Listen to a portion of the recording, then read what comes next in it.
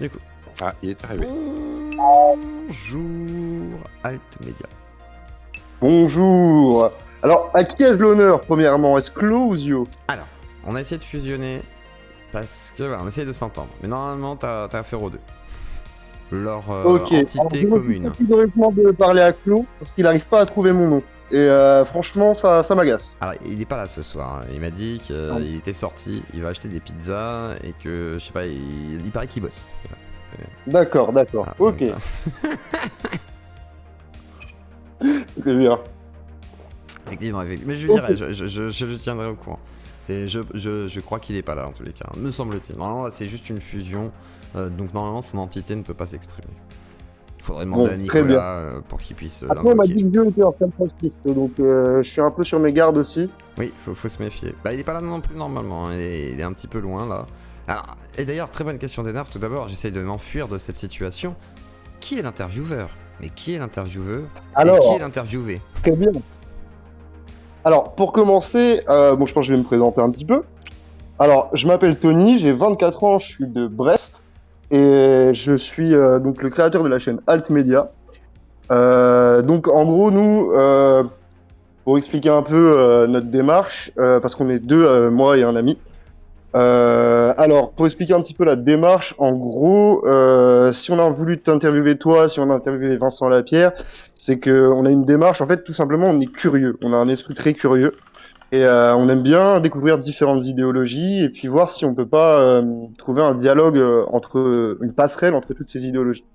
Donc du coup, on pense que bah, ta chaîne et aussi celle de Vincent Lapierre, Mhm. c'est des très bons exemples de ça. Donc ça nous tenait à cœur de t'avoir, tout comme Vincent. D'accord. Mais t'avais fait aussi le canard, si je dis pas de bêtises. Ouais, j'ai fait le canard aussi, Ouais, ouais, d'accord. exactement. Donc pareil aussi avec le canard. Donc d'accord. Donc toutes sortes de points de vue qui seraient ouverts le plus possible, quoi. C'est Semblerait-il. ça. Et rassembleur. D'accord. Bah alors, du coup, tu t'es présenté. Donc maintenant, je vais me soumettre à l'interview. Je euh, t'écoute. Et je ne dis plus rien. Moi, en tant qu'animateur, je te laisse m'interviewer. Donc, Tony, c'est à toi pour l'interview de Zio et de Clo réunis dans une seule et même personne. Superbe. Bah alors déjà pour commencer, j'aurais aimé qu'on parle un petit peu de ton parcours. J'ai vu que tu avais fait une FAQ, je me suis empêché de la regarder. Bah, Je sais que tu as une histoire avec la toxicomanie et que tu as été dans le complotisme. Donc pour commencer, j'aurais aimé un peu que tu me parles de toute cette période de ta vie. alors, le premier sujet étant lié au deuxième, je pense, d'une certaine manière, à cause d'une quête sûrement un peu spirituelle débile. La toxicomanie, ça commence par le biais de ma mère, j'aurais tendance à dire, qui était dans le milieu de ce qu'on appelle l'héroïne blanche des années 80, enfin des années 90 même, plutôt.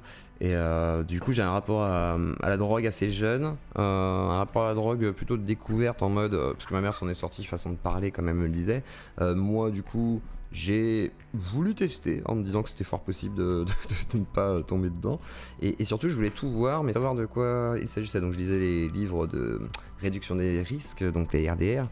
Je lisais aussi les livres, par exemple, de scientifiques, etc., pour savoir ce que ça faisait, les études, gna gna gna. Puis je testais. Et puis je suis tombé dans une boucle infernale. Et dans laquelle tu as un peu du mal à te sortir parce que tu es dépendant de toi, de ta pensée, du produit, de la rue, soumis à cette rue aussi particulière, donc c'est un autre rapport à la vie, donc ça amène plein de choses complexes. Et après, le complotisme arrive aussi sur le tard de mes 25 ans, l'héroïne arrive à 18 ans, la fume arrive avant, et du coup, le complotisme aux alentours de 25 ans avec la rencontre d'un pote qui me parle beaucoup de franc-maçonnerie à la base. Et moi, ça va m'intéresser plus pour l'aspect, non pas parce que je pense qu'il y aurait forcément un complot qui me nuirait, mais parce que moi, je veux devenir franc-maçon à la limite ou des trucs comme ça. Et après, je rentre sur une voie spirituelle, on va dire à la con, où je passe par l'enfant indigo, le délire radiesthésique, et après sur la médiumnité, tous les trucs comme ça, jusqu'à des délires spirites et tout, jusqu'à la rencontre de pas mal de gens, du milieu de Nurea TV, du souffle du rêve, des festivals un peu New Age aussi. Et en vient une dérive jusqu'à l'alchimie qui m'emmène très très loin aussi dans ma consommation de stupéfiants, parce que dans ce milieu-là, on va t'expliquer que ta dérive est due à ton parcours de vie, ton chemin de vie, que si jamais tu le fais, c'est pas forcément si grave, c'est que ça t'amènera et ça te grandira en gros, quoi. C'est pour ton initiation, on pourrait dire. Si jamais tu n'as pas compris, tu passes Type par de là. la dérive sexuelle. C'est ça, de la dérive sectaire claire et nette. Et du coup, voyant tout ça, voyant ce que ça apportait aux gens, ce que ça leur faisait en mal, parce que je faisais des fois des tirages de cartes et tout, on m'avait même payé pour un tirage de cartes parce que j'étais très doué pour sonder les gens, on va dire, alors qu'en vrai c'était que de la psychologie et un petit peu d'observation, etc. et de l'écoute. J'ai vu que je profitais des gens et que j'allais les soumettre. Et la drogue, c'est un peu la même chose. Et en fait, il y a eu une sorte de déclic. Quand j'ai commencé à regarder la tronche en biais, des formats sceptiques et tout, j'ai détesté la tronche en biais au début, mais ça m'a remis en question totalement, par exemple. Donc, il m'a fallu un temps pour accepter d'ailleurs de me remettre en question. Et ça m'a bousculé dans ma façon de voir le monde, je pense. Et du coup, j'ai peut-être accepté de vivre normalement et d'arrêter de m'isoler dans un coin pour me dire bon, bah, non, allez, tu te drogues, tu restes tout seul. Ou sinon, tu vas dans des milieux qui sont très fermés parce qu'ils ne sont ouverts que à ceux qui sont acceptés et qui seraient élevés aussi.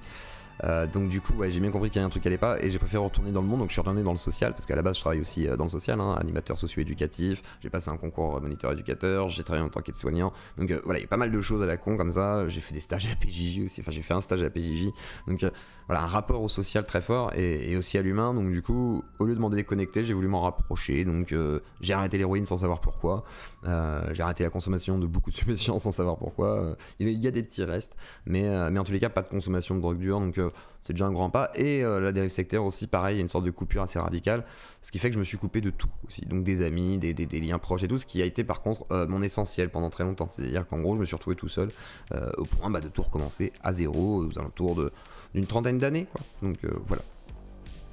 Ok, alors du coup, il y a un truc que je trouve assez intéressant. Est-ce que l'arrêt de la toxicomanie est venu en fait avec ta découverte de l'épistémologie? Alors, je pense qu'en fait je connaissais déjà un peu tout ça, c'est juste la mise à jour a aidé beaucoup en tout cas. Elle a aidé. Mais après pas la toxicomanie. La toxicomanie c'est que j'en ai fait le tour en fait. J'ai passé 12 ans à errer là-dedans et tout, à tester énormément de choses, à aller dans des délires très très lointains, à mélanger toxicomanie et spiritualité même, donc du coup... Je pense que j'en avais fait le tour et surtout je savais que je trouve rien de plus. Je savais c'était une quête sans fin, donc il n'y avait pas deux choix, il y avait le choix de continuer une quête en vain pour rien et de crever comme un con dans mon coin sans profiter de ce que je peux faire de la vie, parce que je suis pas un débile, me semble-t-il. Donc du coup, je me suis dit je vais faire l'autre choix, je vais essayer de faire des trucs, et il y a une femme que j'aimais beaucoup en plus, donc qui est aujourd'hui à mes côtés, donc du coup, ouais, le choix était vite fait quoi. C'était mieux de faire l'autre. Et donc du coup, alors c'est via la TEB que tu as commencé à t'intéresser à tout ça, mais tu me dis que la TEB au début tu les aimais pas trop. Qu'est-ce qui a changé ça dans ton... Alors ce qu'ils ont apporté en fait, alors après là ça va être totalement subjectif, hein, c'est ce que ça m'a apporté à moi. Ça m'a permis moi de me rendre compte de comment fonctionnait ma pensée, pourquoi j'ai dérivé, etc. J'ai invité par exemple Renaud Evrard et j'avais lu sa thèse sur la psychologie anomalistique qui traite totalement de ça, c'est-à-dire en gros les syndromes SPT ou même les sortes de traumas que tu vas avoir avec des expériences paranormales qui ne sont pas forcément objectives, hein, mais qui par contre choquent vraiment. C'est-à-dire t'as vu un ovni, parce que pour le cerveau c'est la même chose, tu l'as vu quoi, dans ta tête tu l'as vu. Donc il y a ça en fait qui a été particulier, et surtout le rapport après à comment tu gères aussi ce truc là. C'est pas pour rien que ma démarche à moi va être un peu moins dans le jugement, même si des fois je peux faire mon sceptique, mais je vais essayer quand même de garder un peu de recul pour essayer de mieux écouter les gens aussi, de savoir que faut pas leur jeter tout de suite l'anathème absolument, etc. Donc là-dessus voilà, il y a un peu ce rapport là. Et voilà. Et après le rapport au scepticisme, ce que ça m'a apporté d'autre, pourquoi je les aimais pas, parce qu'ils me paraissaient hautains et que je comprenais pas la démarche, je pense. Et avec le temps j'ai compris aussi tout ce qu'ils ont apporté dans le domaine de la réflexion sur YouTube. C'est-à-dire aujourd'hui YouTube, voilà, les pontes de la zététique sont quand même ceux qui ont apporté beaucoup sur un air de réflexion, c'est-à-dire remettez-vous en question, et au point que les plus radicaux des complotistes par exemple se sont un peu éteints face à eux quoi. Mais parce que le travail était efficace et propre en fait, vraiment voilà, c'était pas forcément dans le manque de respect de quoi que ce soit, c'était pas du clash obligatoirement, c'était surtout du factuel. Donc évidemment se mentir à soi-même c'est bien, mais je pense que ça fait reculer quand même pas mal de gens d'être confrontés à une certaine réalité, que surtout quand c'est massif en fait. Et le coup de la tub était massif avec Grimaud en fait, c'est à dire que là c'était vraiment le gros coup en fait, donc c'était un très bon coup. Et le Ratopou, c'était assez affligeant. Ouais. Et c'est mémorable du coup. Et forcément, quand tu plonges dedans et tu le réécoutes plusieurs fois, moi je sais que c'est un truc que j'ai énormément écouté, ce débat. Forcément. Moi, c'est pas une démarche que tout le monde a. Hein. Comment j'avais fait d'ailleurs une vidéo. C'est pas une démarche que tout le monde a. Il y a vraiment une démarche personnelle de remise en question là-dedans.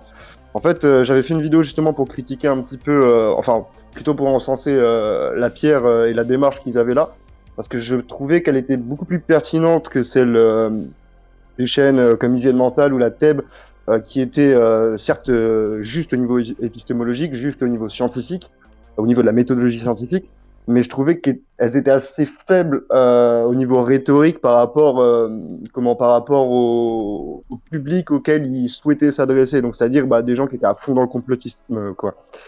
Et je trouvais qu'en fait la démarche du Média pour tous, qui était un peu dans les sphères Soral et tout ça, la démarche en fait relevait carrément du parasocial, quasiment du parasocial en fait. Et je trouvais cette démarche plus efficace, je pense, pour ramener du monde en fait. Bah, c'est vrai que ma démarche, par contre, si je me mets à parler de moi d'un coup, c'est que moi je me suis dit comment faire pour pas cliver tout en étant capable de parler sans forcer. Alors, c'est compliqué. En fait, moi j'ai plusieurs démarches. C'est-à-dire que moi j'essaie de faire ça comme un animateur socio-éducatif. C'est-à-dire j'ai une sorte de projet à long terme. Et je me dis, bon, sur le long terme, comment tu vas faire pour établir un rapport de confiance sans trahir les gens et en étant à peu près toi-même, parce que voilà, et sans te positionner bêtement parce qu'il faudrait le faire, quoi. Et je pense que c'est une bonne démarche. Après, je pense quand même qu'il est bien qu'il y ait des gens qui se positionnent comme la Tub, comme des trucs comme ça, enfin qui essayent d'être un peu plus chirurgical, et avoir des gens qui font du social aussi. Je pense que ça va être complémentaire en réalité. Toutes les démarches vont être complémentaires à partir du moment où il y a cette volonté en tous les cas d'essayer de rassembler des gens vers quelque chose de plus rationnel, positif et comment dire, et intelligible, voilà, pour tous, quoi. Enfin, je sais pas comment dire. Et puis il y a le côté rassembleur social qui est une autre démarche en réalité. C'est-à-dire que la vulgarisation scientifique, c'est une première volonté. Après, il y a la vulgarisation scientifique avec des fois des sujets qui sont peut-être plus politiques, avec un point de vue moins objectif. Ce qu'a reconnu la Coupe Tronchambier, par exemple, sur la chasse, ou même, je crois, le véganisme, me semble-t-il. Après, derrière, il va y avoir aussi toutes les autres démarches, comme la mienne, par exemple, qui va être un peu plus sociale dans sa façon de faire. Même dans mes interviews, où c'est un peu plus de... Pas de la discussion de comptoir, mais de la discussion en mode introspection. On va essayer d'aller un peu plus loin dans des petits détails qui paraissent bêtes pour certains, et puis quelque part d'autres trouvent ça très intéressant. Donc voilà, et moi c'est une démarche un peu plus psychologique, on va dire, c'est de psychologue. C'est-à-dire que j'aime bien ce côté, voilà, d'aller en profondeur pour voir un peu ce qui mène à ça. Et c'est intéressant de laisser les gens d'ailleurs dérouler pour ça, parce que du coup ça révèle beaucoup de choses. Ça révèle beaucoup de choses. Voilà. Non, mais clairement, je suis tout à fait d'accord. Donc du coup, merci. Qu'est-ce que ça veut dire par rapport à la chaîne? Attends. Non, de quoi? Parasocial? Oui, qu'est-ce que c'est que le parasocial? Alors la relation parasociale, je sais pas à qui j'ai affaire d'ailleurs. Bonjour. Bonjour. Mais alors la relation parasociale, c'est en fait la relation que tu vas avoir avec quelqu'un derrière un écran, quelqu'un que tu connais pas en fait. Il y a comment il s'appelle? Cyrus North qui a fait une vidéo assez intéressante là-dessus pour expliquer un petit peu ce que c'était, si tu veux te renseigner sans prendre trop de temps dessus. Et donc en gros, ouais, c'est vraiment l'impression qu'on a de connaître quelqu'un à travers un écran. Et je trouvais que la démarche de Vincent, qui venait d'un milieu qui était quand même plutôt complotiste, en fait de commencer à s'intéresser à l'épistémologie, inviter des gens vraiment avec des idéologies assez diverses et les faire se confronter. C'est ça. En fait, je trouvais ça intéressant parce que les gens qui étaient bloqués dans ce milieu, en fait, voyaient quelqu'un qui était comme eux via cette relation parasociale et le voyaient évoluer, ils voyaient directement l'évolution de cette personne, et je trouvais que c'était beaucoup plus pertinent en fait pour ramener des gens à la raison en fait que tout simplement faire des cours magistraux un petit peu comme Hygiène Mentale peut les faire, quoi. Même si je trouve ça très intéressant et je ne dénigre absolument pas le travail d'Hygiène Mentale, hein, au contraire. D'accord, merci. Et on ne coupe plus la parole, dis donc. Oh, soyez sage. Montrez l'exemple, donc, montrez que Zio est discipliné. Bon, pardon, excuse-moi. Vas-y, alors, donc du coup, Zio, j'allais te demander, donc par rapport à la chaîne, tout simplement, pourquoi est-ce que tu as lancé la chaîne? Quel projet il y avait derrière? Est-ce que déjà il y avait un projet ou c'était juste comme ça? Vraiment, est-ce qu'il y a une démarche, quoi? Il y a une vraie démarche en fait à la base. Ça va être rigolo de dire ça. À la base, il y a un délire, c'est que je regarde des radios libres, je regarde beaucoup de choses en fait. sur YouTube depuis très très longtemps. Je suis un gros consommateur d'internet, j'aime beaucoup la culture d'internet, le clash, le drama, le côté archive, le côté voilà, faire du fric, bien sûr, faire du fric aussi, et tout ça. Et en fait, je me suis dit, il y a un truc à tenter. À l'époque, j'ai discuté avec Droitard Fragile, à l'époque du Mango Case, on discutait.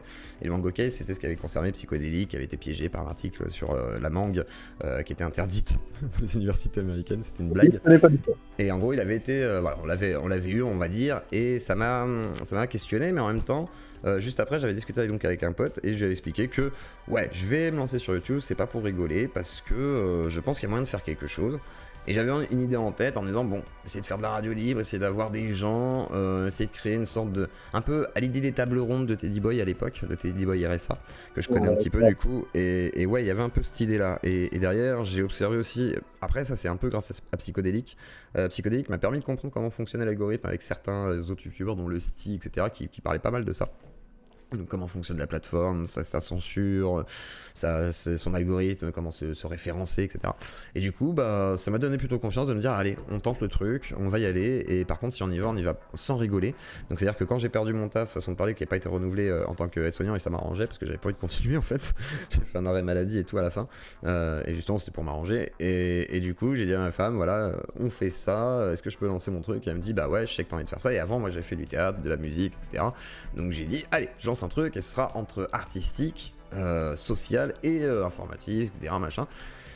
Et du coup j'ai lancé tout ça et ça a commencé tout doucement, il y a eu des petits coups et en vrai là de ce que j'en vois ça commence à être pas trop mal et on verra si ça dure, on verra si le pari est intéressant, mais là en fait je fais un all-in, c'est à dire que je tente le tout pour essayer de créer un média un peu atypique. Et que je ne vois pas en fait, et que je ne vois pas régulièrement, et que je vois assez rarement. C'est-à-dire que voilà, donc j'aimerais bien trouver ça plus souvent. Du coup, je préfère le faire parce que ça me fait kiffer et en plus je rencontre des gens et maintenant on m'interviewe, donc c'est drôle. Non, bah carrément, franchement, la démarche est intéressante, sinon j'aurais pas insisté pour te parler. J'ai un peu cherché ça a été un peu une galère d'ailleurs de t'avoir, je trouvais pas de moyen de te contacter directement, donc je suis passé par Yohan du Canard. Mais oui, démarche très intéressante et je suis quand même assez souvent tes lives, c'est très intéressant.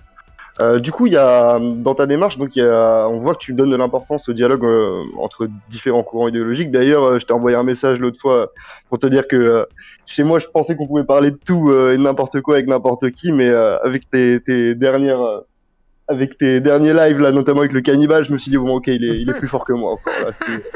Moi, je serais pas resté câble avec le. Enfin, je sais pas si j'aurais pu rester assez calme, Ah ouais, mais je resterai calme avec tout le monde, hein. Même tu me mets un pédophile, un islamiste ou je sais pas ce que tu veux. Enfin, moi ça me dérange pas, c'est vraiment le côté psychologue, ça, c'est le côté. Je veux pas le juger, moi, je veux juste comprendre. Moi, je suis pas là pour juger, ouais, je suis pas un ouais. juge, je veux juste comprendre. Je suis même pas un avocat, je veux juste comprendre. Et après, je vais avoir de l'empathie pour certains ou pas, mais en tous les cas, je veux comprendre. Voilà. Alors, donc du coup là-dessus, j'aurais enchaîné sur mon gros sujet, la cancel culture, et la culpabilité par association. Alors, donc du coup, je pense que là, t'as été,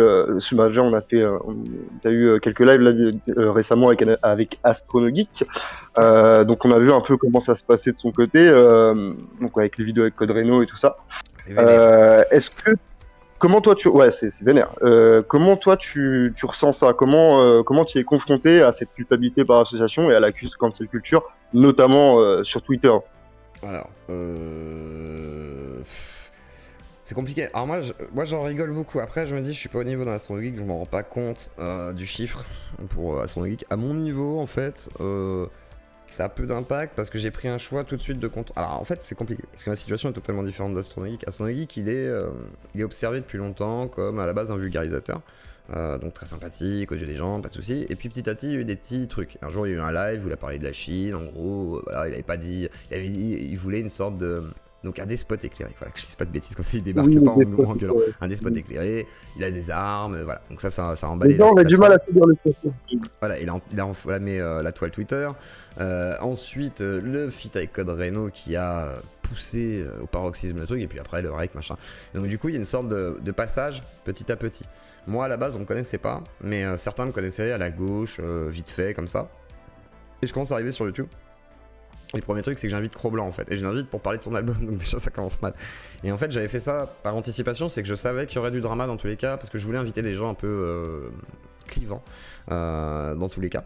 Donc, faut bien commencer un jour, donc j'ai commencé par là, et ça a commencé par un shitstorm interne limite au Discord, et en fait j'ai vu ce qui se passait, j'ai vu un petit peu des tentatives de harcèlement, des trucs comme ça, et en gros j'ai dit ok tant pis, je fais ce que je veux quand même, en fait, allez vous faire foutre, et surtout j'ai imposé ça, c'est-à-dire que j'ai dit oui je ferai ça en fait, je vais effectivement aller dans tous les sens, et je serai complaisant effectivement, et j'ai assumé cette position en me disant dans tous les cas, si on me jette l'anathème de dire ouais t'es un droitard, t'es un nazi, je sais que je l'aurai, je sais qu'il y aura peu d'arguments pour ça parce que on me rapportera toujours Conversano Cro-Blanc, c'est logique. Et puis peut-être un autre droitard, un jour j'invite un autre droitard plus clivant, qui sait, si c'est pas Pasito, je sais pas quoi, imaginons, forcément là ça va, voilà. Mais par contre on oubliera tous les autres gens. De gauche, d'extrême gauche, d'autres choses qui viennent, etc. Parce qu'on veut mettre tout le travail. Et si jamais je réussis à faire mon pari sur le long terme, de faire une sorte de travail un peu journalistique, etc., tant mieux pour moi. Si je me trompe, c'est possible. Peut-être que ma démarche n'est pas bonne. Peut-être que je suis vraiment une porte d'entrée sur un nazisme décomplexé qui amènerait à des attentats. J'en sais rien, peut-être. Mais je ne crois pas. À l'heure d'aujourd'hui, il ne me semble pas. Alors, il y a l'alt-right playbook, il y a plein de choses, les gens veulent effectivement théoriser là-dessus. Moi, j'attends effectivement le debunk de ça en fait. C'est-à-dire, moi, je veux qu'on me démontre qu'ils ont raison. Je veux qu'on me démontre que les gens ont raison dans ce cas-là. Parce que quand on m'affirme des choses comme ça, j'ai besoin qu'on me débunk. Alors qu'on le fasse. Mais sinon, au-delà de ça, j'ai pas envie d'écouter les gens, j'ai envie de le faire parce que je pense pas que c'est une mauvaise idée. Je pense que c'est intéressant. Et je pense qu'il y a eu des trucs assez épiques, assez étonnants, voire inattendus. Donc, rien que pour ça, c'est déjà cool. Et au-delà de ça, moi, je kiffe quoi. Donc, au niveau de la loi, je respecterai toujours certains jalons, même si, effectivement, YouTube et même le fait que les gens vont pas porter plainte à chaque propos et tout, fait qu'on esquive quand même beaucoup de choses parce qu'il y a quelqu'un qui va déraper, etc. machin. Mais par contre, en tous les cas, je vais pas me freiner. Et si j'avais la possibilité de faire ce que je voulais, il est vrai que j'interviewerais des gens peut-être très chelous, parce que ce serait intéressant, quoi. Ce serait toujours pertinent et fascinant de des fois plonger dans les trucs atypiques et qu'on n'a pas l'habitude de voir ni d'entendre parce qu'on le fait pas, quoi. On veut pas le faire ou qu'on considère qu'il faut en parler parce qu'on a vu un article. Alors du coup, moi je préfère directement parler au gars qui a fait le truc, quoi. C'est plus simple.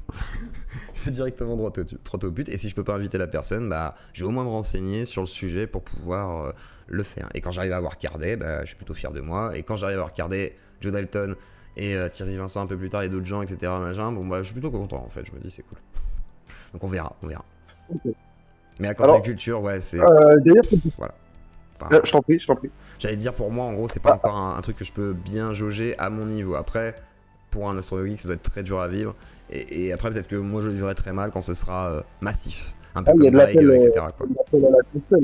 J'ai vu là le compte copie Astronogeek ou je sais plus quoi, qui appelle carrément à aller voir ses sponsors et tout ça. Donc là on est dans des choses qui sont... Hier Alexander Samuel sur ton live parlait de la censure sociale. Et je trouvais ça assez intéressant, mais là sur Twitter, là c'est n'importe quoi, on n'est plus dans la censure sociale. C'est vrai que moi j'ai pas de sponsor, mais après moi j'ai un public qui essaie de soutenir quand même. Je pense que le fait que ma chaîne ait sauté, ça a mis conscience quand même aux gens que ça pouvait disparaître déjà, donc il y en a qui soutiennent. Et après je vais essayer d'avoir des sponsors, et peut-être des sponsors atypiques aussi pour éviter des fois des problèmes. Mais en tous les cas, c'est vrai que c'est super chiant. Après, c'est un combat qui est là, donc il va falloir faire avec aussi. C'est-à-dire que moi je l'ai pris, moi je suis arrivé dans le game où c'était déjà là tout ça. Pour moi ça commençait déjà, c'était déjà présent.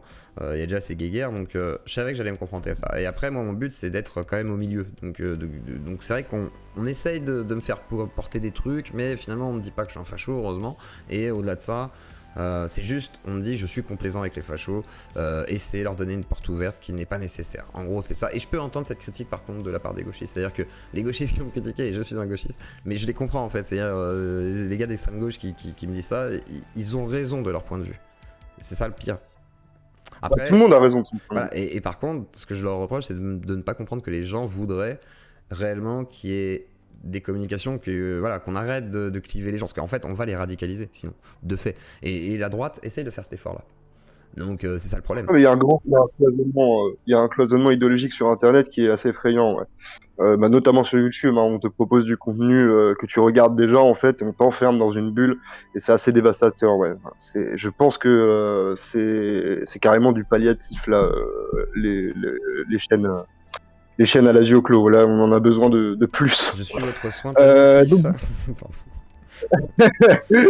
Et donc, oui, donc le petit Astro disait carrément qu'il y avait, je sais pas, il a fait le compte, 80% d'intervenants de gauche sur ta chaîne et peut-être 20% d'intervenants de droite. Pourtant, on te critique beaucoup sur les gens de droite que tu as eu, notamment Conversano. Alors que pourtant, bon, Conversano, même, peu importe ses idées, c'est quelqu'un avec qui on peut parler, ça se voit, ça se sent, il y a pas trop de soucis, il s'énerve pas. Donc du coup, il y a une part des gens sur Internet qui... en fait, je pense que c'est impossible de se lier d'amitié uniquement avec des gens qui pensent comme nous IRL. Je pense que tout le monde a des amis en fait qui pensent pas comme eux. Enfin, c'est très dur de le faire dans la vraie Je vie. leur souhaite. Je comprends pas pourquoi. Donc je comprends pas pourquoi tenter de l'imposer en ligne en fait. Et je sais pas trop. Je me pose cette question depuis longtemps. D'où ça vient, quel phénomène psychologique il y a derrière. Donc toi, t'as un peu un background là-dedans et la psychologie c'est que t'aimes. Alors, est-ce que toi, tu sais, t'aurais une idée, une hypothèse de pourquoi en fait les gens se comportent là sur Internet qui ne pourraient juste pas avoir dans la vraie vie en fait. Parce que c'est plus facile, parce que ça a été initié, parce que c'est une démarche à la limite du sectaire. Il y a l'histoire de la part de marché aussi, c'est-à-dire que les gens se partagent des... En fait, le problème, c'est que quand t'es dans des créneaux comme ça, ultra clivés, ou clivants, tu vas vouloir garder ta clientèle, quoi. Donc du coup, bah, faut pas qu'elle aille ailleurs, en fait, et ni même voir... Et en fait, quand c'est politisé, encore moins l'ennemi.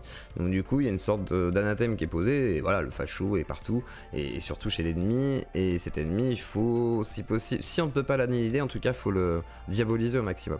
Et du coup, le fait de se rapprocher même, d'essayer juste de discuter avec, c'est très compliqué pour beaucoup. Par exemple, Calivision est venu ici pour discuter avec Cro-Blanc, mais c'est une démarche qui a pris très longtemps pour que ça se fasse. Alors il a discuté avec Jackie, c'est vrai, oui, il a discuté sur son live, Radio Libre, mais c'est encore différent avec les auditeurs, parce que la position d'éditeur n'est pas celle d'un influenceur, et Jackie n'est pas... voilà. Par contre, Cro-Blanc, ça commence à être autre chose, même si c'est pas forcément le débat le plus élevé du monde, c'est juste que c'est déjà autre chose, parce que bah, y a du répondre, une habitude devant l'écran, au micro et tout.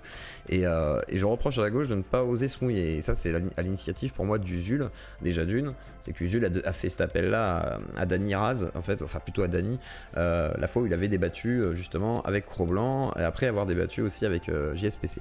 Et il y avait une sorte d'appel d'Usul en disant non mais il faut surtout pas débattre avec ces gens-là, c'est aller sur leur terrain, c'est aller sur leurs idées, il ne faut pas prendre du temps pour débattre sur leurs idées, mais pour faire avancer nos idées.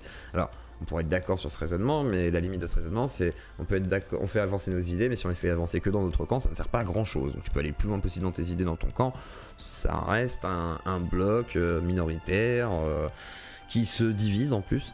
Donc c'est assez compliqué. Et en fait, ils s'auto-cancellent à l'intérieur de leur groupe. Mais c'est le même phénomène à droite. C'est-à-dire qu'on a vu ça de Sora jusqu'à maintenant.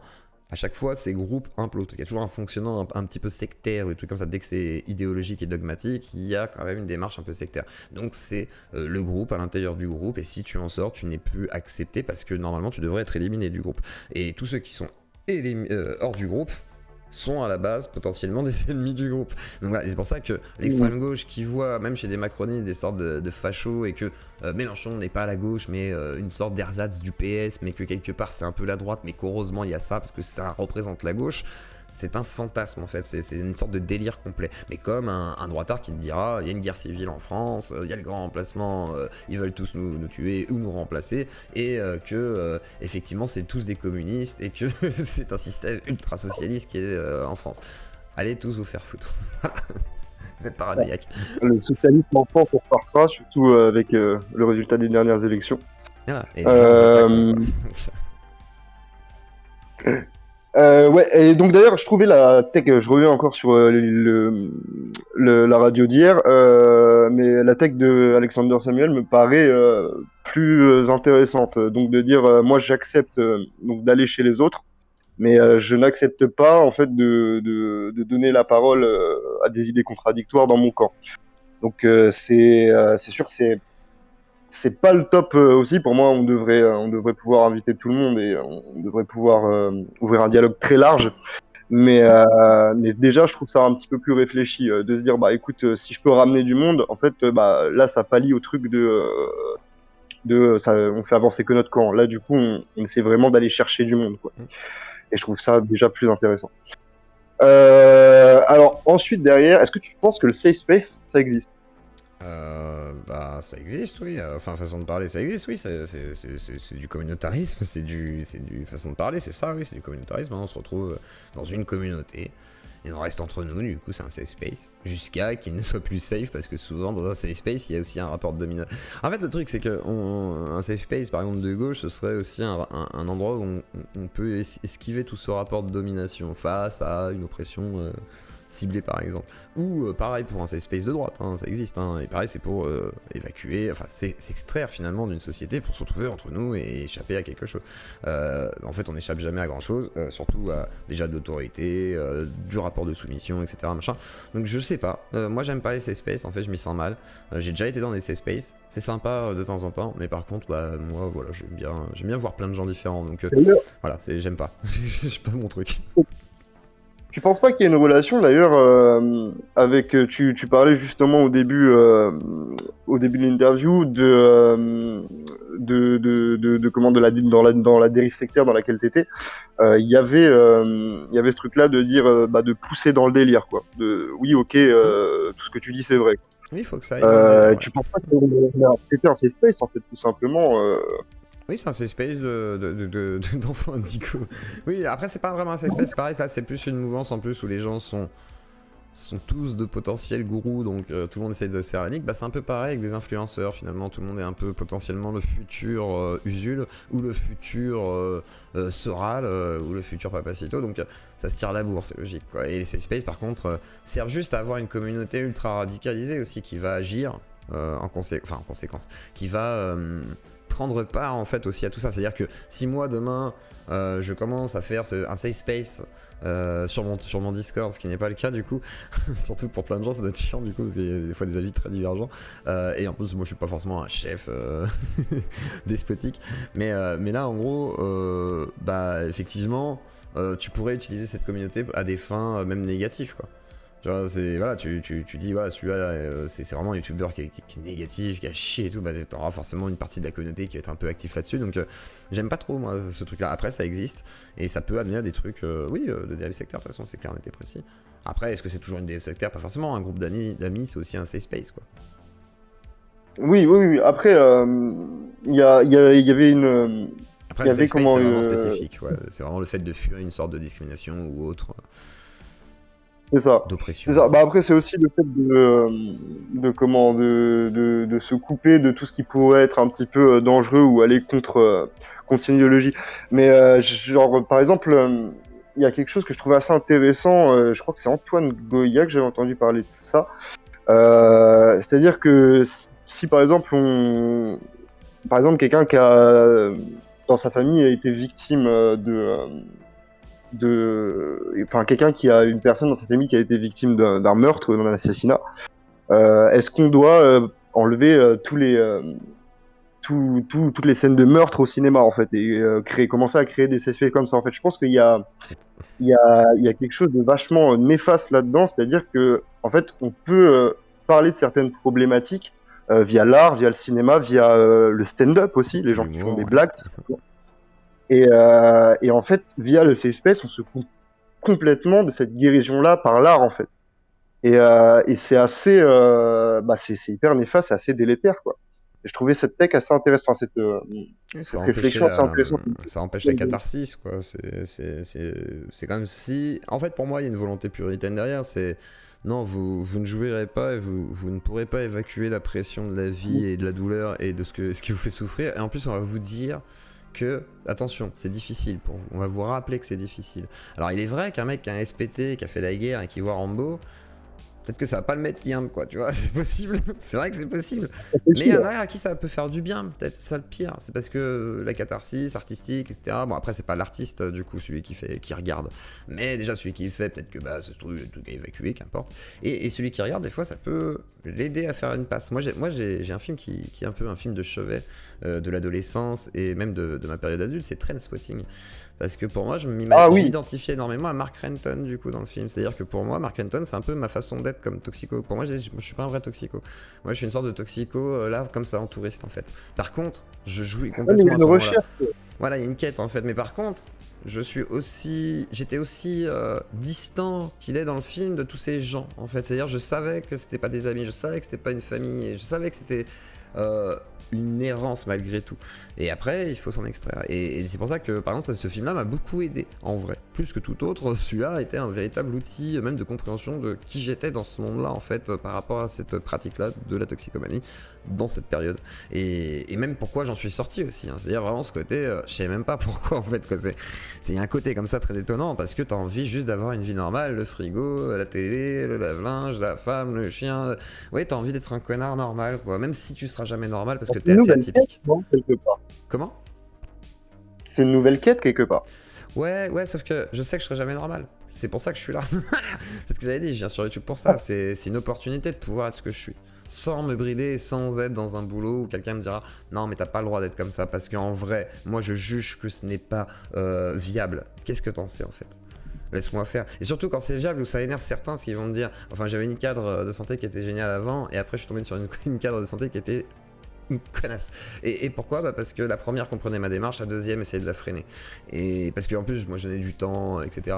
Aux patients, même en tant que bénévole. Et ça déplaît aux gens en fait, ça, parce que bah, tu ne dois pas donner de ton temps en tant que bénévole. Dans des structures publiques et tout, ça peut gêner tes collègues, etc. Machin, comme une vision un peu étonnante et excessive de gens qui voudraient faire un don de soi alors que ça se trouve c'est pour gratter quelque chose. Non, c'est juste parce que tu as envie de faire des choses avec les gens.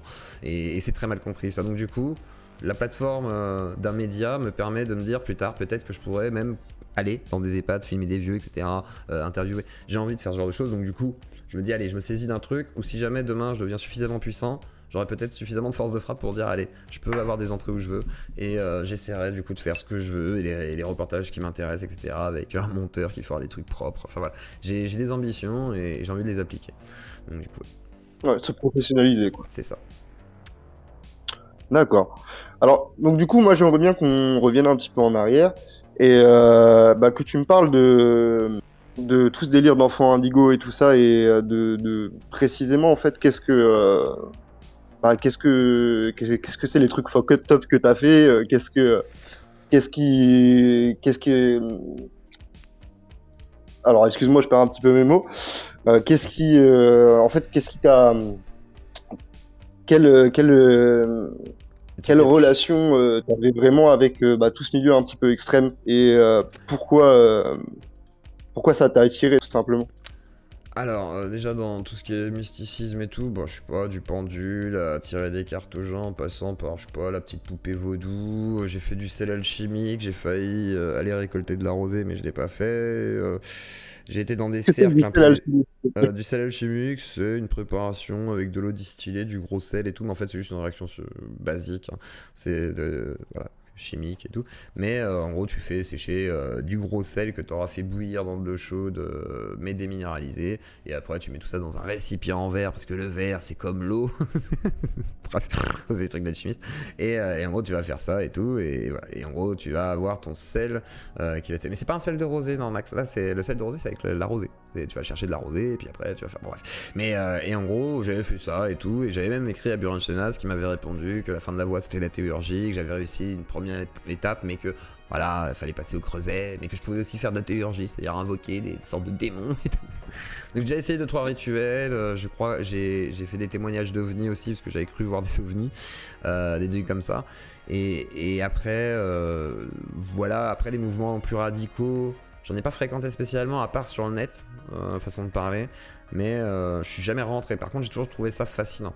Et demain, c'est vrai que si je peux visiter à l'intérieur de... enfin, si je peux m'infiltrer, façon de parler, à l'intérieur de mouvements radicaux, de trucs un peu chelous et tout, je le ferai. Après, j'ai vu plus des trucs qui sont liés à la rue, même à la criminalité ou des trucs comme ça, mais pas forcément liés à des mouvements radicaux politiques. Et après, tout ce qui est spiritualité, des petits courants, machin et tout, mais... il n'y a pas les trucs les plus fuck au top de Nuremberg, c'est plutôt dans la rue, ouais. Je l'ai vécu, on va dire. C'est là où j'ai vu des trucs bizarres, des gens faire des trucs de dingue et tout, parce que voilà, c'est la rue, c'est pire en fait, c'est pas le même monde.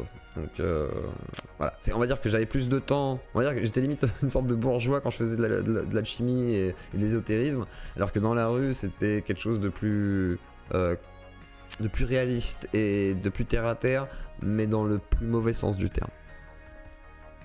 Ok, alors qu'est-ce que tu veux dire par là? Parce que c'est une réalité que les gens ne voient pas habituellement. C'est une réalité que moi je n'avais pas vécue avant. Je la voyais comme ça, vite fait, quand tu passes sur le trottoir et que tu marches au-dessus du gars et que tu lui passes une pièce. Et d'un coup, c'est moi qui me mets à faire la manche, qui fréquente des gens infréquentables, qui me retrouve dans des situations où, par exemple, j'ai vu un gars qui a failli se faire buter devant mes yeux. Mais vraiment, il s'est fait laminer devant ma gueule et en fait, il a essayé de sauter par la fenêtre parce qu'il a eu peur de mourir. Et moi, je l'ai empêché de sauter parce que je voulais pas qu'il meure. Et le gars qui voulait le tuer, il l'a empêché de sauter parce qu'il voulait le tuer. Et du coup, je l'ai aidé à sortir en ouvrant la porte. Ce qui fait que le gars s'est enfui. Le gars qui voulait le tuer m'a pété le nez, m'a dit pourquoi tu l'as laissé s'enfuir et tout, parce qu'il voulait lui voler de la cam et parce que il avait soi-disant insulté de son frère, mais le gars était à moitié schizo et ce gars-là en fait s'était fait éventrer par des Albanais, celui qui a essayé de le buter, s'était fait éventrer par des Albanais une fois attaché à une chaise et il s'est fait soigner, enfin voilà, il a eu pas eu de chance non plus. Et donc j'ai vu des gens comme ça, des sortes de casse sociale on va dire, comme on dit, donc des gens qui ont besoin dans le moment d'une aide réelle sociale, qu'elle soit médicale, qu'elle soit effectivement sociale, qu'elle soit d'ordre psy, etc. Et j'ai vu pas mal d'abandonnés en fait de la République on va dire et qui sont là en fait et qui traînent, qui font ce qu'ils peuvent et des gens qui sont très attirés par ce monde là aussi, donc du coup ça fusionne avec pas mal de trucs et ça peut fusionner jusqu'au quartier et des réseaux un peu plus bizarres, donc ça peut frôler à la prostitution, ça peut frôler à la criminalité un peu plus haute, des gros dealers et après ça peut aller jusqu'au braquage, des trucs comme ça, donc il y a des gens un peu bizarres, donc tu vois un petit peu de tout et ouais tu vois beaucoup de choses gratuites et des choses que tu ne devrais pas voir aussi, des gamins dans des lieux que tu ne devrais pas voir, etc. Donc c'est assez étrange, mais après c'est la rue, donc du coup c'est comme ça. D'accord, mais donc là, on parle de choses quand même qui sont vachement extrêmes, voire traumatiques. Ouais. Donc du coup, tu me dis qu'à la base, tu connaissais pas tout ça et que tu as été confronté plus tard. Donc du coup, j'aurais aimé savoir à la base de quel milieu tu viens, quoi. Bah, c'est compliqué. J'ai été élevé par mes grands-parents parce que ma mère était à la base incapable de s'occuper de moi, donc j'ai été par un juge mis sous la tutelle de mes grands-parents jusqu'à que ma mère puisse récupérer ses droits parentaux. Et du coup, j'ai vécu 8 ans avec eux. Donc, on va dire que de 2 ans à 8 ans, à 10 ans, pardon, de 2 ans à 10 ans, enfin, de 0 à 2 ans, j'étais avec ma mère. Donc, c'était pas ouf, semblerait-il. Moi, je m'en souviens pas, mais il paraît que c'était pas ouf. Donc, je devais pas être bien, normalement. Je pense que, comme tout enfant qui vit des situations pas ouf avec une mère qui était dans la drogue, c'est pas terrible. Donc, du coup, voilà. Mais mes grands-parents m'ont récupéré. Donc, du coup, j'ai eu une scolarité à peu près correcte. Vu que je suis né en janvier, on m'a obligé à redoubler une classe parce que j'étais trop jeune sinon quand j'arrivais dans la classe d'après. Donc, on m'a demandé déjà de redoubler une classe, donc ça c'était frustrant. Donc déjà à la maternelle j'avais déjà un mauvais rapport avec l'éducation nationale. Mais par contre j'étais premier de la classe après, j'ai une bonne jeunesse, tout va bien, je suis dans une banlieue parisienne, dans le 94, à Villiers-sur-Marne, et plus tard après, on me dit à 10 ans que je dois habiter avec ma mère. Et ma mère habite à Lyon et moi je la connais pas spécialement, donc je suis pas forcément emballé, mais on me propose d'y aller. Je vais rejoindre ma mère dans la banlieue lyonnaise et du coup je rencontre mon futur beau-père et je le dis à ma famille que je n'ai pas envie en fait. Ma famille m'explique que c'est quand même peut-être la place d'un fils d'être avec sa mère. Et je me laisse convaincre, parce que quelque part c'est peut-être pas faux. Et au bout d'une semaine, en fait, j'appelle la femme de ma tante, pardon, la femme de mon oncle, pour lui dire que ça ne va pas. J'ai 10 ans, mais je lui dis non, je pense pas que c'est une bonne idée. Voilà, bref. Et ma famille me dit non, mais il faut quand même que tu y restes et tout, donc j'y reste. Et je fais ma rentrée scolaire, je passe 4 ans avec ma mère et vient un petit frère, enfin un demi-frère, dans cette histoire. Et je m'en occupe pendant 2 ans et demi où je l'emmène à la crèche, je vais le chercher à la crèche, je vais à l'école et je sèche les cours et je change bien 3 fois d'école, on déménage bien 4, 5, 6 fois minimum dans la ville, parce que ma mère a beaucoup de problèmes, elle a une entreprise, non elle est publicitaire, après elle essaiera de monter une entreprise plus tard, mais elle était publicitaire à la base pour un magazine qui était Maison et Travaux, et elle faisait un bon salaire, mais toujours quelques petits vices, et elle avait eu des problèmes avec l'URSSAF et tout, et d'autres choses.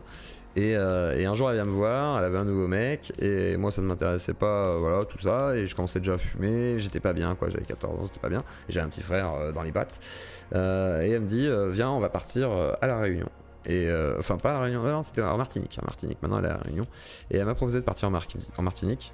Et moi j'ai dit quoi? J'ai dit non, je vais pas aller en Martinique, je reste en France et au pire je vais aller chez mes grands-parents et je vais aller voir voilà, mes grands-parents parce que bah, ils sont pas très loin, ils se sont rapprochés, donc non c'est mort en fait. Et ils se sont rapprochés parce que justement c'est déjà compliqué avec ma mère, donc voilà. Et je suis retourné avec mes grands-parents à l'âge de 14 ans et demi quoi. Et là j'ai fait toute une adolescence un peu étrange, ballottée du coup avec mes grands-parents où c'était très dur comme rapport parce que bah, je suis un adolescent, je commence à connaître un peu des milieux un peu plus adultes, un peu plus bizarres. Et je retourne à l'école parce que j'étais un peu déscolarisé à ce moment-là. Je me retrouve avec une moyenne qui baisse à 0 sur les mathématiques parce que je rendais pas mes devoirs. Et en gros je me retrouve avec une sorte de 8 et tout en première année, donc c'est complètement chaud. Et après j'arrive à remonter un peu ça, mais je suis pas motivé. Je fais une première année de BEP électrotechnique qui ne me plaît pas. Et après je vais dans la rue volontairement. Et après en vient un premier procès pour une détention de cannabis toute bête. Et je prends cher parce que j'ai une avocate qui va dramatiser mon cas en disant que je suis un enfant abandonné et que ce n'est pas de ma faute et tout. Mais sauf qu'on était deux au procès, qu'il y en a un qui se défendait face à moi parce qu'il y avait des accusations qui étaient faites et tout. Et je me prends 50 sur 6 mises à l'épreuve, ce qui est très long. Et je comprends que ça va être compliqué, que je peux pas rester chez mes grands-parents, ça m'énerve. Et je demande en fait un placement éducatif, pas parce que voilà, ça s'est passé mal entre mes grands-parents, c'est pas eux qui le demandent, c'est moi qui le demande. Et je fais mon premier placement éducatif de 17 ans. Et à 17 ans, je me fais virer de mon appart éducatif parce que je suis un sale con et que j'ai pas besoin d'aide en fait au niveau de... Enfin, j'avais pas besoin de ces aides-là et j'avais eu en plus un conflit avec des jeunes. Et moi, je suis un peu particulier dans mes réactions, donc quand on me dit tu es viré de ton appart, moi je vais y retourner. Et j'y suis retourné parce que j'avais mes affaires là-bas et tout. Et du coup on m'a viré, j'ai jamais récupéré mes affaires, c'est la première fois que je perds mes affaires. Et du coup voilà, donc je viens d'un milieu entre un grand-père qui était chef d'entreprise à Kaiser Compresseur, et donc une entreprise de compresseurs voilà, d'air comprimé hein, tout simplement, et qui a perdu sa boîte, donc, qui a tout perdu, qui était surendetté, et une mère toxico qui a travaillé dans la publicité une fois qu'elle a été sortie de tout ça, mais qui avait beaucoup de mal à vivre. Donc j'ai été ballotté entre ça et puis après la rue, donc c'est un parcours un peu particulier et assez chaotique. Donc, voilà. Ok, donc du coup, ouais, la transition entre la famille et la rue, elle est pas non plus, elle vient pas de nulle part. Il y a eu quand même une petite descente, dans ton moral et dans ta vie, hein, tout simplement. Ah bah clairement, ouais. Ok. C'était une descente aux enfers, comme on dit. Mais avec beaucoup de positifs, hein. C'est-à-dire que moi, j'ai pas... Comment dire? Moi, je suis très content... Comment dire? C'est bizarre de dire ça. Je suis très content d'avoir vécu ce que j'ai vécu, en fait. En gros... Après, je suis un miraculé, c'est ça. Moi, je dis que je suis un rescapé. Je suis pas un miraculé, mais plus un rescapé. Comme je l'ai dit dans le chat. Moi, je suis un rescapé de la cam, de ce milieu-là. Après, j'ai kiffé. C'est-à-dire que j'ai pas regretté, par contre. C'est-à-dire que j'ai un... Voilà, j'ai un vécu que peu de gens ont, j'ai vu des gens qu'on ne voit pas habituellement non plus. Donc c'est cool en vrai. Enfin, c'est cool dans le sens où j'en ai tiré quelque chose moi. Après, je ne souhaite ça à personne. Mais moi, j'ai pu en tirer quelque chose. Après, je le souhaite à personne. C'est ouais. La nuance est là. Ok, d'accord. Et d'ailleurs, je me demandais, alors c'est tout bête, mais il y a pas mal de sons de teuf souvent au début des lives, il y a des sons de teuf. Et nous en Bretagne, c'est quelque chose qu'on connaît pas mal. Il y a beaucoup de tawa, comme on dit ici. Ouais. Du coup, est-ce que tu as un rapport avec le monde de la teuf? Ouais, j'ai fait beaucoup de teuf. J'ai fait beaucoup de festivals aussi de musique, d'art, de rue. Et pas mal de teuf avec des potos. On a même organisé des petites et tout, c'était mignon. Et ouais, j'ai un petit rapport à la teuf et au rap assez proche. Mais après, voilà, j'aime ça, ouais, j'aime la musique, donc forcément, voilà. Et après, j'ai fait beaucoup de teuf parce que c'était un milieu particulier. Mais j'étais pas non plus un accro. En fait, voilà, c'est pareil, j'étais pas un teufeur comme. Alors, je m'habillais en teufeur pendant un temps, mais j'étais pas un teufeur dans l'âme comme certains, c'est-à-dire en mode sectaire, justement, genre on va tous les week-ends à la teuf. Il est où le site? Donc voilà, mais par contre, ouais, c'est cool quoi. C'est festival en plein air, mais en mode encore plus débridé, donc c'est vachement cool. Et mais par contre, je me suis tapé les pires perches là-bas, quoi, du coup. Là. C'est-à-dire quand je me suis pris pour le Christ, Oui, c'était sous acide, dans une teuf, et la goutte était bonne. Voilà, c'est tout ce que je peux dire. Attends, tu fais pas pour le Christ? Façon de parler, c'est j'étais en mode non, je me suis pas pris pour le Christ, mais c'est une façon de parler, c'est genre je marchais un peu les bras écartés des fois et je touchais les gens, je parlais avec eux et tout, et ils se mettaient à pleurer, des trucs comme ça, il se passait des trucs un peu improbables et moi j'étais dans un délire en mode je sonde les âmes. Et du coup, j'y ai cru quoi, j'étais bien perché. Et je faisais des danses où j'ai l'impression de me transcender ce soir-là et tout, par exemple. Et là, écoute, était très forte. Hein. Et c'est le fameux soir où j'ai expliqué que je m'étais mis sur un banc. Je disais, mais en fait, je veux partir de ce monde matériel de merde parce qu'au-dessus, il n'y a pas de Dieu, il n'y a rien. Et moi, je veux être dans rien. Je me suis mis sur un banc et j'imaginais qu'il y avait une sorte de canal de lumière qui passait par mon chakra du cœur et le fil d'argent que je le voyais. Et du coup, j'imaginais que je pouvais couper. Et du coup, je me suis pris pour un hacker et que j'allais hacker ma vie. Et bah, du coup, ça n'a pas marché. Et après, je suis au bout d'une heure sur le banc, je me suis relevé. Et j'ai été retrouver des potes et j'ai fumé un joint et j'ai dit bon on va discuter du coup et on a discuté, c'était vachement cool. Donc voilà. Ok. Et donc du coup, genre, t'as une vraie quête de spiritualité, et du coup avec ça, avec ce que tu viens de me dire, je me demande, est-ce que t'as essayé de te tourner vers des courants religieux? Est-ce que t'as été croyant en fait à un moment dans ta vie? Alors j'ai été Est-ce que t'as essayé de baptisé, te ouais. tourner vers des... J'ai été Ok, baptisé à ok, 13 donc ans. dans Ouais. l'église catholique? Comment Dans l'église catholique? Église catholique, ouais. Lyon 6. Ok, d'accord. Et à un moment, quand t'étais un peu dans tes délires spirituels, est-ce que t'as essayé d'aller vers des courants plus classiques, justement, de la spiritualité? Alors j'ai été rencontrer les cathos intégristes de ma région là. C'était rigolo. Ah oui, Mais là je me ah oui, suis t'es dit pas bon là extrême, c'est un peu... Ouais, tellement d'extrêmes, c'est ah assez mais je dingue. suis curieux moi. Non mais moi je suis curieux, je veux voir en fait. Je me dis il y en a ils me font des promesses, ils me disent ouais avec moi tu vas rencontrer Dieu. Je fais ok montre-moi. Moi je vais voir les marchands de rêve et je fais vas-y fais voir à quoi ressemble ta cam. Donc du coup non je suis allé voir quoi mais c'est voilà après j'ai jamais été voir les muses dans le sens où bah je me sens pas musulman. Mais, c'est pas... mais après le soufisme m'intéressait. Je voulais être juif à la base. La branche ésotérique. Non, c'est vrai, en plus je voulais être juif à la base. Ça c'est une petite confession, je voulais être juif quand j'étais gamin, mais c'était trop compliqué. Ouais, c'est très compliqué, ouais. Voilà. Et non, c'est parce C'est que des j'aimais années, bien des Rabbi années Jacob et j'aimais bien la mystique juive aussi. Bon bref, c'est comme ça. Mais j'aime bien en fait la mystique, donc j'aime bien la théologie à la base. J'avais un pote qui était théologue, enfin théologien, façon de parler. Je sais pas si on dit ça. Oui, théologien et théologue, je crois. Et en gros, bah, il étudiait ça et il étudiait tout ça et tout. Et j'adore parler du coup de théologie, de trucs comme ça. Ça me fascine, la symbolique, les machins et tout. Et après, par contre, la spiritualité, j'ai beaucoup exploré des courants, mais à chaque fois, j'ai vu pour moi des gens, comment dire, aussi déséquilibrés que moi. Du coup, j'ai pas confiance. J'ai pas confiance à leurs croyances. Je me dis, ouais, mais du coup, je suis pas sûr, quoi. Donc, du coup, il y a un côté comme ça où, ouais, j'ai du mal, en fait. J'ai toujours été bloqué par ça, par contre. Tu vois, c'est ce qui m'a empêché de partir en couille dans les courants complets, quoi. Donc, voilà. Ok, d'accord, ouais, t'avais l'impression que les gens devaient... Ok, d'accord, donc t'avais une relation... Ça tient pas ses promesses, tu vois. Genre, en fait, c'est triste ce que je vais Ouais. dire. Et là, c'est pas de l'apologie que je vais faire, mais en gros, la drogue tenait ses promesses pour le prix que ça valait. Alors que la spiritualité, pour moi, ne tenait pas ses promesses, voire m'enfonçait plus loin, en fait, dans mes problématiques. Donc, ça ne m'aidait pas forcément. C'est-à-dire, la promesse de la prière pour te sortir de la drogue. Non. Et quand le gars te dit ça, tu vois, je peux pas le prendre au sérieux en fait. Je sais que je peux pas le prendre au sérieux. Et après, il peut me dire, oui, moi, ça a marché très bien, c'est très bien, mais on est tous différents. Et là-dessus, en fait, j'aurais voulu que les gens soient moins fermés, moins dogmatiques. Mais c'est pas le cas en fait. Je peux pas espérer ça parce que de toute façon, c'est normal, ce sont des religions. Et pour religarer, il faut un dogme. C'est normal. Ah bah tiens, d'ailleurs, Religaré, c'était le nom de la série avec laquelle on a commencé la chaîne. On était parti un peu dans l'idée d'aller voir les gens qui venaient des trois grandes religions abrahamiques. Bon, le projet a un peu tombé à l'eau, mais c'était très intéressant quand même d'aller rencontrer des gens d'un peu partout. Et ouais, non, il faut pas en vouloir aux croyants d'être dogmatiques. Non, c'est normal. De toute façon, on est tous dans une certaine mesure dogmatiques. Je pense. Mais oui, après moi, tu vois, j'ai été fâché assez longtemps avec ça. J'aimais vraiment pas les gens dogmatiques quand j'étais plus jeune. Notamment, bah, je regardais beaucoup la TEB, hygiène mentale et tout ça, et ça commençait à me... Bah, en fait, les discours religieux commençaient à m'énerver, mais ma sœur est catholique, donc très pratiquante, très croyante. D'accord. Et donc du coup, j'ai voulu m'intéresser à ça et j'en ai tiré un grand bien en fait d'aller parler à ces personnes-là. Bon, je me suis pas converti, je suis toujours, enfin, je suis baptisé, donc pareil dans l'église. Mais j'en suis sorti grandi vraiment et ça m'a vraiment intéressé.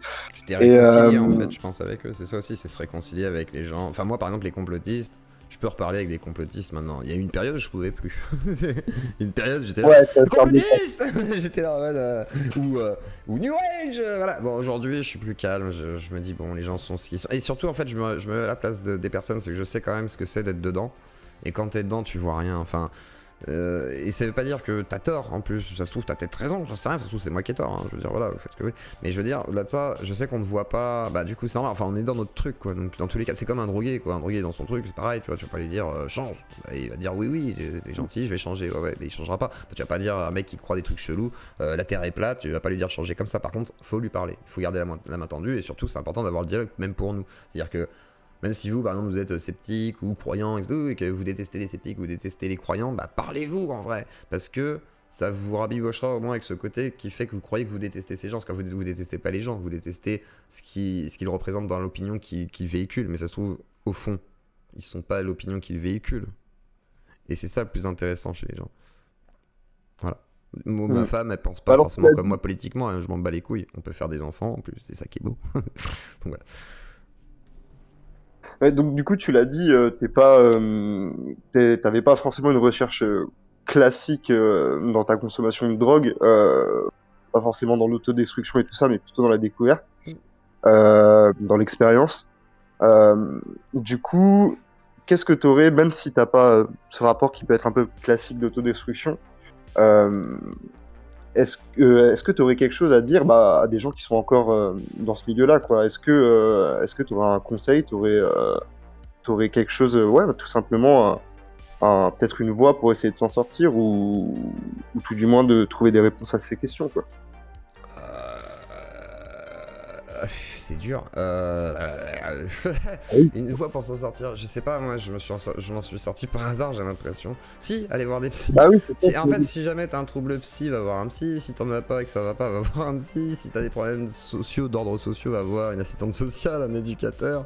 Je sais que c'est dur, mais ça fait mal à l'ego, mais ça fait pas de mal de se remettre à quelqu'un, et pas forcément qu'à Dieu. Ça ne t'empêche pas de t'en remettre à Dieu aussi, peut-être, mais pas que.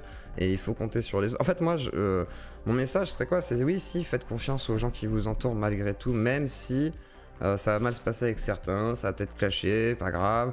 Et vous aussi, apprenez à être plus conciliant. Et merci d'ailleurs attendez, faut que je Bizarre, c'est ta première interview Zio, félicitations, tu montes, merci. Mais en gros, ouais, c'est le rapport humain. Moi, ce qui m'a réconcilié, c'est le rapport humain. Après le jeu vidéo aussi, ça m'a fait du bien. Mais le rapport humain. Le bédo ça compte pas parce que moi je suis bizarre, mais non, le rapport humain, ouais, non mais vraiment le rapport humain, je dirais, tu vois, d'aller revoir des femmes parce que j'avais arrêté de voir des femmes alors que j'étais un homme à femme, on va dire. Bah du coup, ouais, non, ouais, le rapport humain. Ouais, non mais j'ai toujours été, ouais, j'ai toujours été en couple depuis que j'ai 13 ans et puis voilà, donc ou sinon voilà, j'avais pas la solitude et vraiment, dans cette période-là, tu tenais un couple, tu tenais un travail, quoi. j'ai pas compris, pardon. Je disais donc même dans cette période-là, tu tenais quand même un couple, enfin des relations, heureuses et un travail. Oui. Ouais, bien sûr, oui. Ouais, donc vraiment, tu étais un drogué fonctionnel, quoi. Ah oui, ah totalement, oui. Ah oui, tout à fait, Thierry. Ah ouais, j'allais bosser et tout. On a même mangé des champignons à RVI. RVI, c'était Renault Truck International. On avait plein de collègues qui se droguaient là-bas, c'était très drôle. Et parce qu'en fait, tous les taxis étaient là-bas, parce qu'on pouvait bosser. Et il y avait plein de taxes qui fonctionnaient. Après, c'est pas tout le monde. C'est vrai que moi, j'étais pas un punk à chien, hein. Je faisais la manche que aux périodes de chômage, en fait, aux périodes de non-chômage, pardon. Dans les périodes où c'était compliqué. Et j'ai fait une période de squat aussi pour voir, mais j'ai pas aimé. Pas parce que le squat c'est pas bien, mais parce que on y accueille beaucoup de gens et ça peut pas forcément bien se passer quand il y a beaucoup trop de gens qui se droguent. Il y a des squats sans drogue, façon de parler, ça existe, mais en tout cas ceux que j'ai vus c'était pas ça. Des squats par des organismes, quoi. Ouais, c'est ça. Pour faire un squat sans drogue, c'est plus compliqué, ouais. C'est plus compliqué, donc voilà, donc c'est pour ça que ouais, c'est pas mon délire, mais je comprends ceux qui peuvent aimer ça un temps de leur vie, quoi. Voilà. D'accord. Bah écoute, on va sortir un petit peu du côté drogue et j'aurais aimé te poser une question assez bête. Mais quel youtubeur tu regardes le plus en ce moment? Et pourquoi? En ce moment, j'ai honte. Je peux pas vous dire, non, j'ai pas le droit. Bah, en ce moment, c'est beaucoup tout ce qui est. Allez, je vais dire ça, tout ce qui est Dogman. Parce qu'en fait, il y a des gens, ils disent ils ont vu des Ah Batman. oui, oui, Voilà. oui. C'est mon péché mignon. Mais attention, tu retournes dans tes dérives, yo. Tu retournes dans tes dérives. Alors justement, c'est mon côté acceptation de ce côté-là. C'est-à-dire que j'adore en fait croire à des trucs un peu même ridicules et tout. Et du coup, j'aime bien en fait voir voilà, ce qui se fait. Et là, du coup, j'étais tombé là-dessus. J'ai vu que c'était une nouvelle mode, qu'il y avait des gens qui s'étaient engouffrés là-dedans. Et ça m'a fait rire. Du coup, je me suis dit, ah! Et du coup, j'écoute ça pour m'endormir en fait. Quand je suis chez moi et que je travaille, j'écoute ça pour m'endormir. Donc ça me fait rire. Donc du coup, il y a ça. Et sinon, en fait, j'ai pas de chaîne préférée. Je navigue beaucoup en fait, moi sur YouTube. Donc en gros, j'ai pas de, ouais, sinon j'ai pas de trucs que je vais consommer compulsivement ou de manière un peu frénétique et tout. Je vais plus jouer. Du coup, je vais écouter quelques trucs. Mais je vais beaucoup varier en fait, donc voilà, je vais essayer de découvrir des trucs, voilà, de chercher, de piocher, de varier aussi les contenus, voilà. En ce moment il y a des trucs de crime à cause du cannibalisme je crois, ça a dû détériorer mon cerveau. Et le caca apporte au pouti, voilà. D'accord. Et donc du coup, alors pour ça c'est pour les youtubeurs que tu visionnes en ce moment. Mais si t'en avais un par exemple à donner, dont tu penses, enfin, s'il y avait un youtubeur dont tu penses que le travail est d'intérêt public, un ou plusieurs, hein, peu importe. D'intérêt public, The Internet Sociopath Club et Shadow Ombre. Ok, alors qu'est-ce que c'est? Il y en a aucun des deux que je connais. Alors, The Internet Sociopath Club, c'est un collectif de gens qui font une sorte de prévention sur les sortes d'antipédos qui, bizarrement, pour certains, sont... Il y a JSPC aussi, mais d'abord, vraiment, ces deux-là, des tout petits, donc Shadow Ombre et The Internet Sociopath Club. Alors, The Internet Sociopath Club, c'est entre des sortes de capsules rigolotes sur des complotistes chelous et du débunkage de Rémi Daillet, de plein de gens comme ça, etc. Enfin, des gens un peu chelous qui sont aussi sur le net pour certains, et aussi, surtout, des gens qui sont dans la sphère anti-pédophile comme Stan Mayo, Christian Cotten, d'autres gens comme ça, là, chelous, et qui en fait sont plutôt à condamner. Et donc du coup, eux, ils vérifient tout ça, ils fact-check, et ils montrent même le tribunal et tout. Donc il y a Stéphanie Bultel aussi qui est dans ce collectif, et elle qui a été cible, bah voilà, qui a beaucoup travaillé sur Stan Mayo, mais qui a été cible aussi de pédophiles, etc., qui ont essayé d'attaquer, machin. Donc ça a été très compliqué. Et en fait, cette chaîne est extrêmement bonne. Et évite de croire qu'il y a des formations qui kidnappent des enfants pour les violer et en extraire de l'adrénochrome avec de la cocaïne et les rendre aux parents après qu'il y a eu des kidnappages d'extraterrestres, par exemple. Et ça évite aussi que des gamins se fassent enlever à l'ASE. Et au-delà de ça, il y a Shadow Ombre qui est, lui, une sorte de... Alors, je vais l'appeler bibliothécaire soufi, qui travaille sur l'anthroposophie, qui connaît bien Grégoire Perra aussi, et qui travaille aussi sur tout ce qui est New Age. Donc Blavatsky, Steiner, voulez savoir ce qui s'est passé avec Françoise Nyssen, l'anthroposophie, qu'est-ce que c'est? Donc une sorte de religion qui n'a pas spécialement de gourou, mais qui a quand même un grand dogme, donc Steiner derrière. Voilà, il vulgarise tout ça, il vulgarise un peu toute l'histoire aussi de ce courant, du courant aussi théosophique, donc de Blavatsky, et de ce qui se passe au niveau moderne. Et il a aussi fait des trucs sur, par exemple, le wahhabisme et la dégénérescence du monde musulman, des trucs comme ça.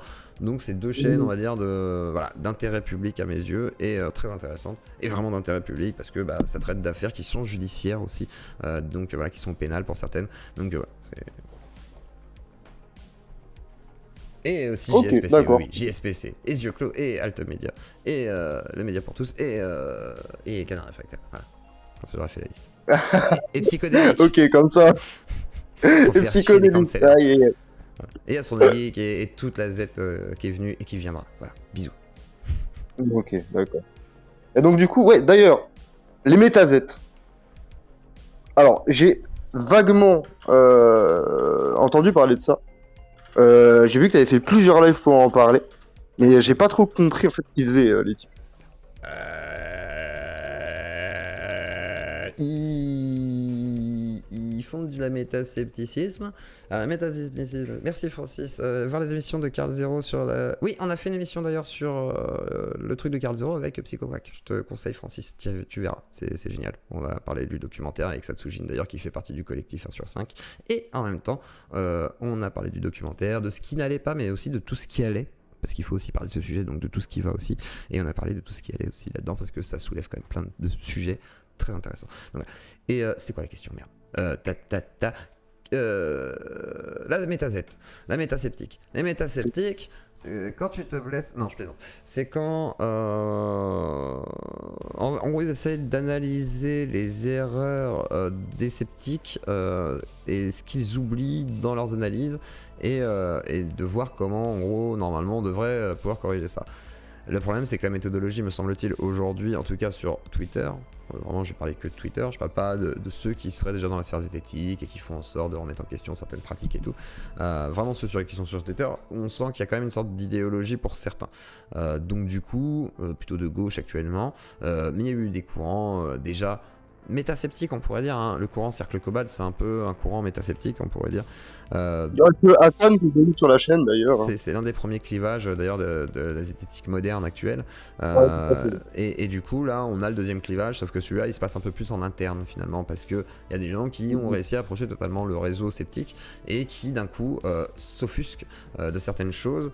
Et là, on sort du métasceptique. Après, le métascepticisme, pour moi, ça ne veut pas dire grand-chose. C'est-à-dire au-delà du scepticisme, pourquoi pas. Mais c'est faire le scepticisme du scepticisme. bah, pour moi, ils auraient dû être des sceptiques tout comme les autres. Et au pire, dire on débunk.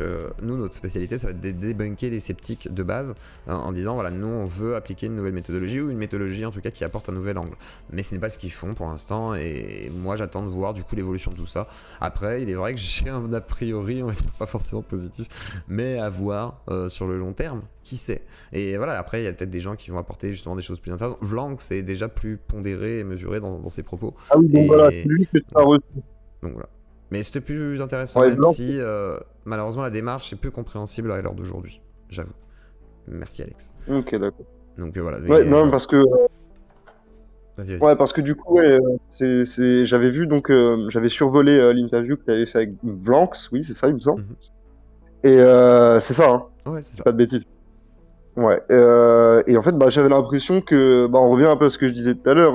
En fait, on revient au délire du safe space. En fait, j'ai l'impression que c'est vachement ça. En fait, en fait, il y a une espèce de tentative d'intrusion assez pernicieuse de la zététique par des idéologies politiques, quoi. Bah là, c'est. En fait, c'était à prévoir, hein, c'est logique. Même Hassan, le reproche qu'on pourrait lui refaire, ça va être ça aussi, je pense. C'est de vouloir aussi Après, amener une Hassan, on certaine lui, idéologie sans le faire exprès, quoi, je pense. Enfin, sans le faire exprès ou peut-être bah, volontairement, après, j'en sais rien. Hassan, on lui colle dessus. Bah, je pense il a une ligne, hein, ça c'est clair. Après, je pense on lui fait souvent le reproche d'être d'extrême droite, mais quand on regarde vraiment son propos, il est plus genre ultra libéral. Ah oui, Genre par clairement. exemple, s'il était vraiment d'extrême droite, il serait pas pro GPA, pro PMA et tout ce qui est dans ce genre d'avancée là, quoi. Ah oui, clairement, clairement. Mais là-dessus, c'est ce que je vais dire hier, parce qu'il est débattu avec Alexander Samuel en off, et c'est intéressant parce qu'ils ont pu parler. Et, et en vrai, sur tout ce qui est social, dans un monde idéal, il serait de gauche. Après, sur tout ce qui est racial, il a Elle une est marxiste de base. Voilà, mais après, il a vraiment une problématique au niveau racial, je pense. Et après, ça serait intéressant que ça se règle avec des spécialistes, effectivement. Et Alexander Samuel a entamé, en tous les cas, hier soir, un truc super intéressant, c'est-à-dire, en gros, lui dire, ok, je vais regarder aussi tes sources et tout. Ils ont discuté sur tout ça, mais en gros, surtout, de vraiment voir au niveau des sources sur quoi ça repose, etc. Machin, pour vraiment, pourquoi pas aller en profondeur sur le sujet. Ça se fera pas en live, hein, du coup, mais ce débat risque d'avoir lieu finalement entre lui et Alexander Samuel, et aussi d'autres gens, du coup, peut-être sur Média pour tous, semblerait-il. Mais du coup, c'est vrai que je pense qu'il est nécessaire peut-être d'en parler quand même et de réussir à mettre ça aussi en place publique pour que les gens comprennent de quoi on parle. Et si vraiment il a raison, bah ok. Par contre, s'il a tort aussi, qu'on comprenne pourquoi il a tort. Parce que le problème qu'il y a aujourd'hui, c'est que les gens ne savent pas expliquer pourquoi il a tort pour la majorité. Pas parce qu'ils ont tort ou raison, juste parce qu'ils ne connaissent pas le sujet. Et il est intéressant de voir comment Alexander Samuel va traiter ça. Et en plus de ça, lui étant un extrême gauchiste odieux, mais très gentil, il va être super pondéré, posé et à l'écoute de ce que va dire Hassan. Donc du coup, c'était super intéressant et vraiment, moi, je loue la démarche, par exemple, d'Alexander Samuel aussi dans sa façon de faire, comme Monsieur Sam, etc. Donc là, vraiment, ces deux personnes, par exemple, dans leur démarche et leur façon d'être à l'écoute et de ne pas, comment dire, prétendre avoir la connaissance, je pense que c'est la meilleure façon de faire, dans l'idée. Mhm. Bah, je pense que ouais, ça peut être très intéressant de les voir tous les deux et je déplore le fait que le reste de la sphère zététique ne veulent pas parler avec Hassan parce que ça, je pense que ce serait très utile au débat en fait. de comprendre s'il n'y a pas un peu du vrai dans chaque position et si en fait on n'est pas tout simplement dans des débats en fait qui dépassent un petit peu nos clivages de personnes sur internet qui s'y connaissent pas vraiment en fait dans ce genre de Oh, choses si, là. clairement. Ouais, voilà. Donc je pense que ouais là si on a deux personnes qui vraiment se confrontent publication contre publication, ça peut être assez intéressant au final quoi. Bah, après, Hassan Euh, pourra pas faire une publi, ouais, je pense. mais voilà, je pense que. Enfin, faudrait qu'il fasse une publi, mais ce serait plutôt Non, non, avec le ce que je voulais cercle dire, Coman, quoi. Mais oui, je vois ce que tu veux dire. je veux dire les Communication interposée, publications quoi. sur lesquelles se base Hassan et les publications sur lesquelles va se baser Alexander Samuel, par exemple. Exactement. Mais effectivement. Alors, vas-y, je te laisse reprendre, pardon. Alors, donc du coup, moi je suis bon. J'ai plus vraiment de questions pour toi. Est-ce que tes auditeurs peut-être en auraient à me poser ou à toi? Ça pourrait être sais pas. intéressant. Je sais pas. Est-ce que vous avez des questions publiques? Public, c'est à vous. Et tiens, je démute des gens, on va voir. Tac, voilà, je démute des gens. Tac, au cas où. Voilà. Si vous avez des questions, profitez-en, c'est le moment. Merde. Tac, je démute des gens. Si vous voulez parler, vous êtes démute les gens. Tac. Voilà. Tac. Vous êtes démute. Si jamais vous avez des questions, vous pouvez vous exprimer. Voilà. Tac tac tac, et en même temps, moi j'ai plein de questions. Vas-y, Rouge-Gorge. Je sais pas de quoi je parle, je suis passé par le Death Watching à la collection de libellules depuis le psychanalyse m'a dit non, mais c'est pas de l'argent qui m'intéresse. Dieu que le drama VTubeuse. Non, c'était fait hier déjà, j'en pas le grave. C'était hier le drama. Et d'ailleurs, il faut que j'envoie ma réponse. Que pense l'invité de transsexualité Licon? C'est qui l'invité déjà? C'est moi? C'est qui, Rouge-Gorge? À qui tu t'adresses? Faut que tu précises. Parce que je suis perdu là. Je ne sais pas à qui tu Ah, t'adresses. de la transsexualité. Oui. Et du massage prostatique, il est con. Ah ouais, massage prostatique, je pense que si on aime, faut pas s'en priver, hein. Tout à fait. Après, la transsexualité, je pense que c'est un phénomène qui est très ancien et à la fois très nouveau. Dans le sens où ça a complètement. Enfin, il y a une nouvelle dimension en fait là-dedans, donc notamment avec toutes les sphères LGBT et tout ça qui est en train de se former. Et je pense que je peux pas vraiment me prononcer sur ce que c'est parce que je pense que c'est vachement en débat en fait encore maintenant. Je sais que Anal Génocide dans la vidéo qu'il avait fait pour défoncer un petit peu Stéphane Edouard, d'ailleurs très bonne vidéo, allez la voir, avait plus ou moins été comment avait plus ou moins été chercher quelques études donc qui démontraient les bienfaits de la transition chez les personnes trans, parce qu'il faut savoir que le taux de suicide chez les personnes Très transsexuelles est très très élevé. Mhm. Donc je sais pas, il y a d'autres études qui disent que non, c'est pas forcément le cas, que les taux de suicide restent à peu près équivalents même après transition.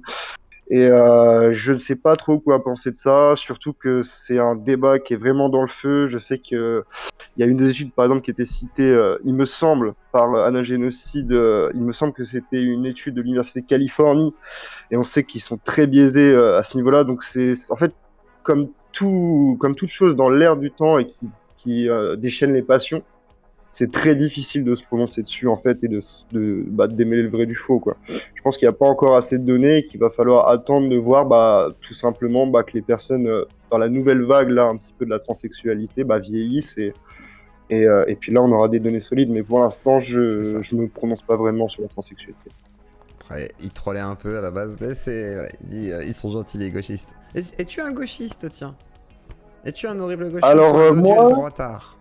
Faut savoir. Alors, moi à la base je viens d'un milieu socialiste, mes deux parents sont socialistes. J'ai jamais été vraiment très politisé, mais j'étais quand même à fond un petit peu dans les délires antiracistes, antifascistes, tout ça, quand D'accord. j'étais plus jeune. Ça Jusqu'à m'intéressait. quel point? Et Est-ce que t'as intégré justement, toi il y a les vraiment- Antifa ou pas?